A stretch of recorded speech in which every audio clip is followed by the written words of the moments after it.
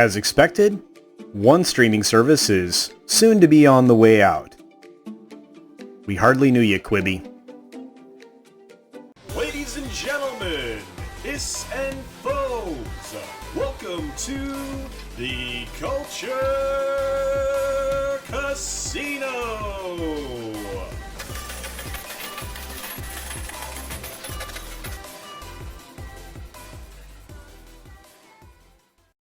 So for those of you familiar with my channel, you know that I like to cover the inside of the business kind of thing. I like to cover the business side of Hollywood.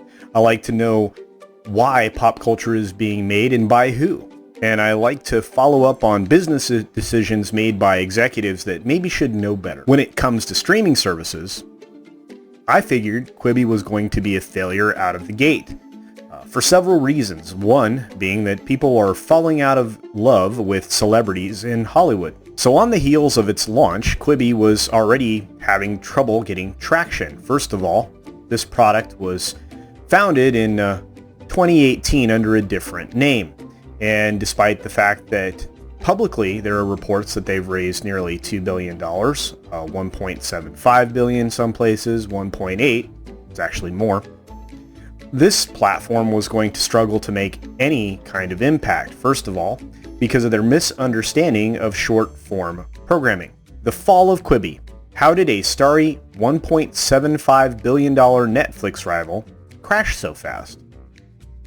Well, that question's actually pretty simple. When Katzenberg pulled all of this together, he went to all of his Hollywood pals. And there's a big list of these companies, and we'll get to them shortly, but he needed the cash and the capital to build this business quickly. He figured his launch would be about 2 years out, which it turned out it was.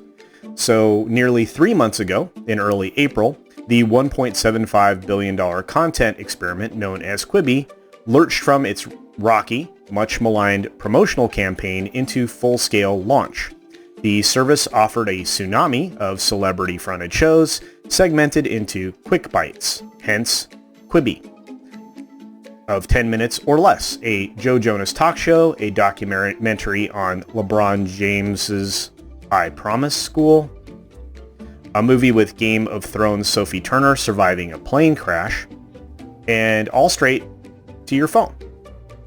At the time, many of us wondered if Quibi could deliver on its central promise to refashion the style of streaming into snackable bites, or if teetering under the weight of its massive funding and true who's who of talent as the world shut down, it would become a shorthand for an expensive mistake. I think we all know the answer to that. The service was the brainchild of DreamWorks Animation co-founder Jeffrey Katzenberg and the former Hewlett-Packard CEO Meg Whitman. Two billionaires, deeply entrenched in the Hollywood and Silicon Valley establishment, was either going to be a huge home run or a massive swing and a miss, Michael Goodman, a media analyst with Strategy Analytics, told The Guardian. This article's from The Guardian, by the way. Giving a string of bad news since April 6th launch, missed targets, executive departures, Katzenberg singularly blaming the pandemic and the sunset of its 90-day free trial, with millions fewer subscribers than anticipated. The scale seemed decidedly tipped toward swing and miss, but while it's too soon to declare the end of Quibi, no it's not, it's still worth asking, is the promise of the quick bite already over, and what went so wrong?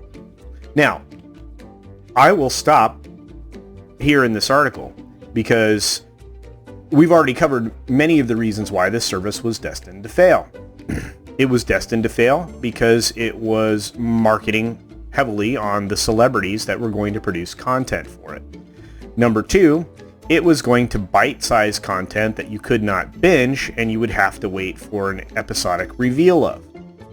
3, it premiered with 2 formats after the 90-day free trial experiment that were leaving its audience to pay $4.99 for a product with some commercials and $7.99 for a product without commercials. Several of these factors made this not very appealing to a lot of people who don't mind the short-form content that they get for free, such as YouTube, or that like to binge programming, such as anybody who has Netflix or Disney Plus or anything else. Now, while Disney Plus has used an episodic format with some of its programming, for example, The Mandalorian, it allows you to view the bulk of its content, binging it as you see fit, and not chopping its movie into 10-minute bites. So we knew, first of all, it was a swing and a miss.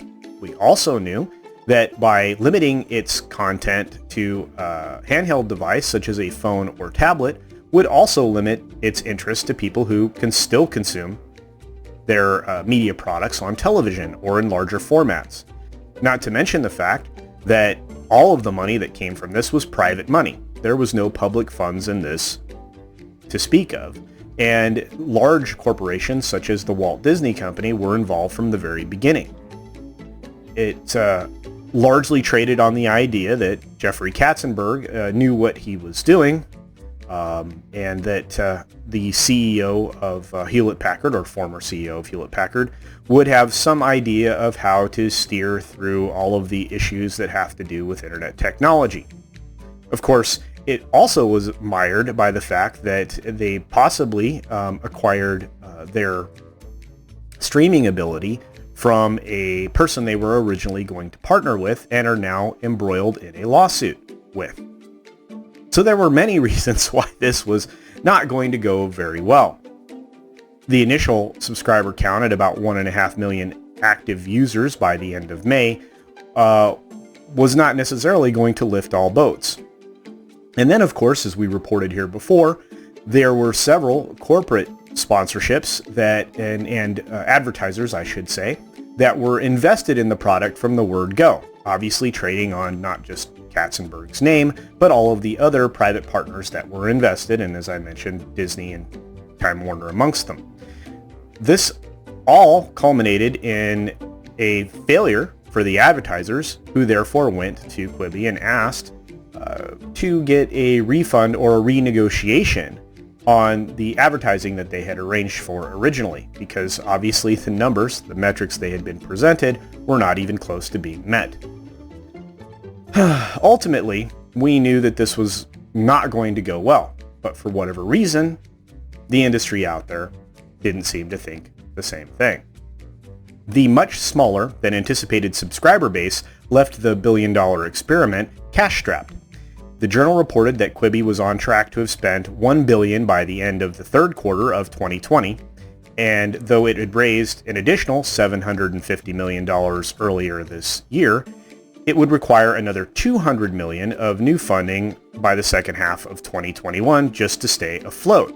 Meanwhile, tentpole advertising partners such as Pepsi, Taco Bell, Anheuser-Busch, and Walmart were seeking to renegotiate their agreements with Quibi based on pandemic hits to their business and Quibi's less than promised viewership. Basically what I said just a moment ago. Even our friend Scott Mendelson knew that this was going to be a problem. In fact, he, like many others, including myself, were stating outwardly that Quibi has a fatal but fixable flaw.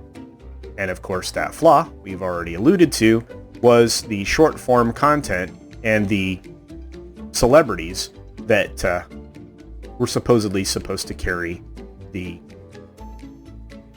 consumer base, supposed to get people interested. I'm not sure.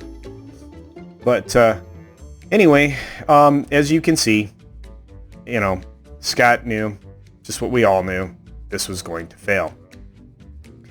If they manage to retain 300,000 newbies, and they stay beyond the 90-day window, which we've eclipsed, then they will earn revenue somewhere between $14.97 million and $23.97 million, depending upon which option of subscription people opt for. I seem to think that either of those options is very poor, considering this is serialized, bite-sized content that just doesn't seem to hold up. And I can tell you, when you're watching a movie, you don't want to watch 10 minutes of it at a time. You'd like to finish it. Now, everybody's going to point towards the fact that there are multiple streaming services that it's competing with. And honestly, they knew that going in. It was no secret that Disney had been developing their streaming platform for half a decade. It was no secret that Apple was developing their streaming platform for 3 or 4 years.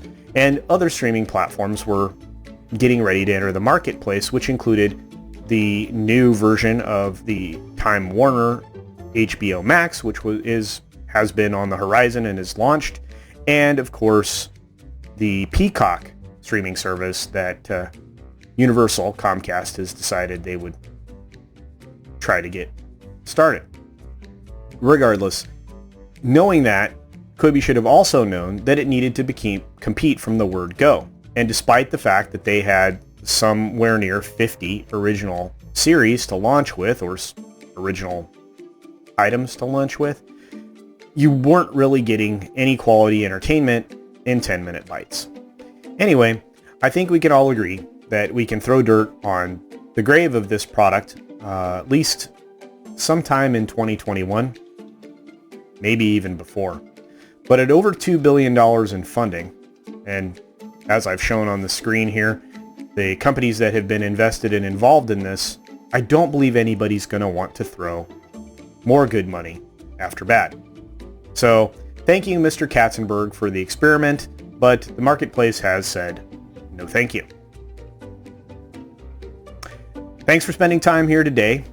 I really do appreciate it. I love to make videos, and I like it when people watch them. And I do appreciate it if you are subscribed to my channel, because I do work pretty hard, and I like it when I see some growth. It gives me a warm feeling. Hopefully you liked the video and you hit the like button. And be sure to support other independent YouTube creators, because they honestly deserve it. Those creators work very, very hard for you every single day, trying to give you an alternative to the pablum that the mainstream media tries to peddle upon you. Other than that, of course, take care of yourself. Take care of others. Wash your hands. And until next time, bye. Thanks for visiting today. Be sure you're subscribed and hit that for alerts. Yay! Of course, like and share all of the videos that you can, as it helps with the algorithm. Have a great day.